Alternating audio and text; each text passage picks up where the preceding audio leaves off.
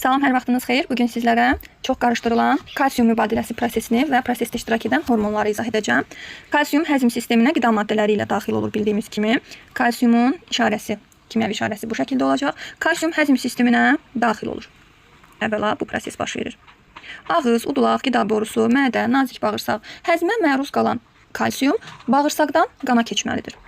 Bağırsağın divarları xovlardan təşkil olunub və bu xovların üzəri kapilyar qan damarları ilə örtülüb. Kapilyar damarlarda qan hərəkət edir. Kalsium bağırsaqdan qana bu şəkildə keçir. Bu prosesin gedişatı üçün iştirak edəcək D vitamini. Bağırsaqdan qana keçibsə artıq qan onu hara aparacaq? Lazımlısı istifadə olunur, artıq olanı isə aparılıb sümüklərdə depolanacaq. Qandan keçəcək sümüyə kalsium. Bu prosesi təmin edəcək kalsitonin hormonu. Kalsitonin hormonu. Deyək ki, indi bədənə yeni bir kalsium ehtiyacı yaranıb.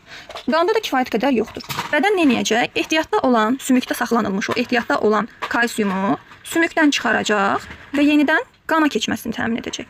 Bax, bu prosesi isə təmin edəcək parat hormon adlı hormon. Parat hormon. Və gəlin baxaq görək, bu hormonlar hansı vəzinin hormonlarıdır. Əvvəla qeyd edəcəyik kalsitonin hormonunu. Kalsitonin qalxana bənzər vəzinin hormonudur. Qalxana bənzər vəzinin hormonudur. Digər hormon olan parat hormon isə qalxana bənzər ətraf vəzilərin hormonudur. Qalxana bənzər ətraf vəzi.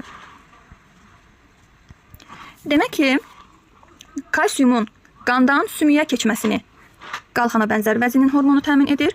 Sümükdən isə qana geri qayıtmasını qalxana bənzər ətraf vəzinin hormonu təmin edir.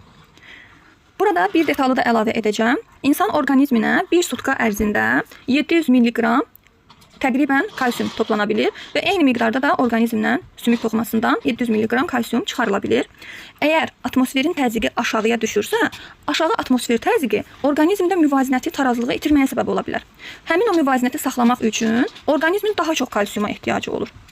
Əgər ki, orqanizmin bu kalsium ehtiyacı artdığı zaman bədəndə kifayət qədər kalsium ehtiyatı olmasa, onda həmin o kalsium sümükdən geri çıxarılır. Yəni bu zaman parat hormonu artıq fəaliyyətə başlayır ki, sümükdən qana geri qayıtsın kalsium. Yox, əgər bu proses də həddindən çox olsa, yəni sümükdən həddindən çox kalsium çıxarılsa, bu zaman sümüklərin möhkəmliyi azalacaq təbii ki.